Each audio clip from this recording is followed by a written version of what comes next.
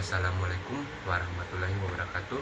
Perkenalkan, nama saya Irman, NIM 1966011102. Saya akan membahas beberapa materi.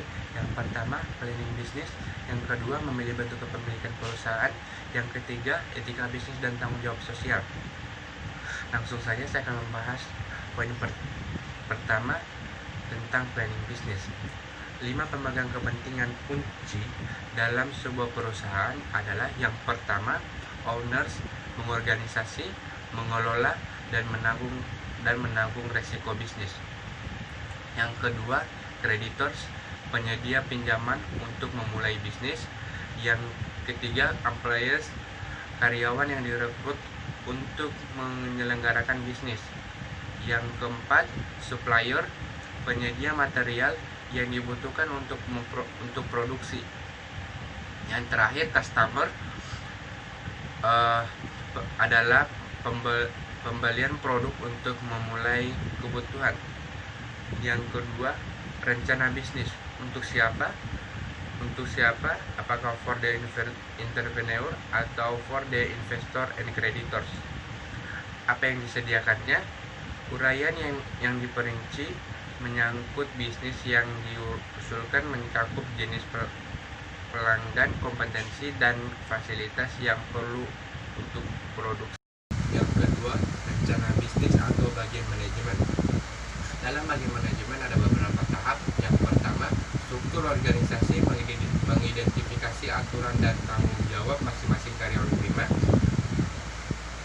Yang kedua, produksi keputusan tentang proses, lokasi, dan fasilitas produksi.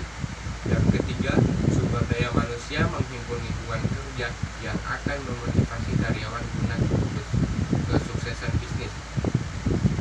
Yang poin 4, rencana bisnis atau bagian pemasaran. Dalam bagian pemasaran ada beberapa tahap. Yang pertama, target market atau pasar, yaitu profil pelanggan sejarah. Yang kedua, produk karakteristik adalah deskripsi rinci tentang produk. Yang ketiga, perinci harga atau produk. Yang keempat, distribusi, bagaimana produk akan didapat pelanggan.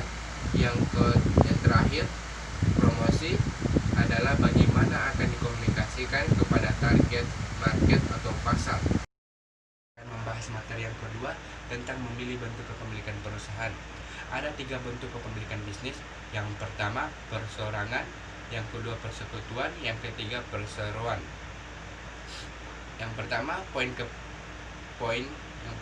kepemilikan perseorangan. Perusahaan yang dimiliki seseorang ada 4 sifat yang harus diperhatikan. Yang pertama, pemilik tunggal. Yang kedua, menanggung seluruh tanggung jawab. Yang ketiga, 70% dari prima di USA. 4, menghasilkan kurang 10% dari seluruh penghasilan perusahaan. Yang kedua, kepemilikan persekutuan. Jenis-jenis persekutuan. Yang pertama, sekutu umum atau general partnership, adalah sekutu kerja menjalankan bisnis sehari-hari atau sekutu kerja mempunyai tanggung jawab tanpa batas. Yang kedua, sekutu komanditer atau limited partnership, adalah sekutu komanditer hanya menanam modal dalam bisnis.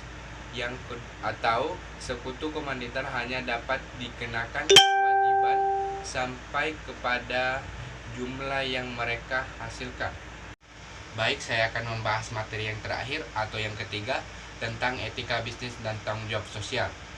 Alasan penerapan kode etik. Yang pertama, meningkatkan kepercayaan publik pada bisnis.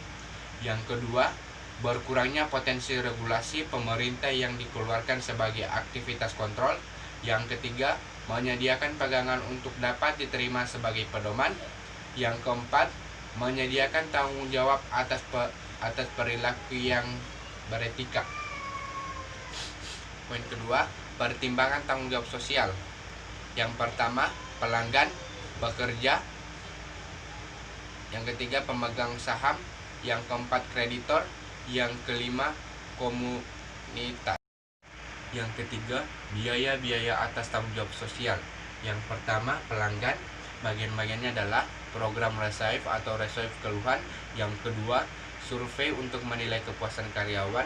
Yang ketiga, menentukan perkara dengan pelanggan atau kewajiban produk. Yang kedua, pekerja. Bagian-bagiannya adalah program menerima atau memecahkan keluhan pekerja. Yang kedua, survei untuk menilai kepuasan karyawan. Yang ketiga, menentukan perkara oleh karyawan atau diskriminasi. Yang ketiga, pemegang saham.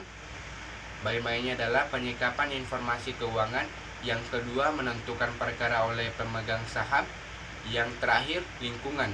Bagian-bagiannya adalah yang pertama, menaati peraturan lingkungan. Yang kedua, menaati petunjuk pengelola lingkungan. Yang ketiga, sponsor aktivitas masyarakat. Oke, itulah materi yang bisa saya sampaikan pada kesempatan kali ini. Saya ucapkan terima kasih. Wabillahi taufiq walhidayah. Wassalamualaikum warahmatullahi wabarakatuh.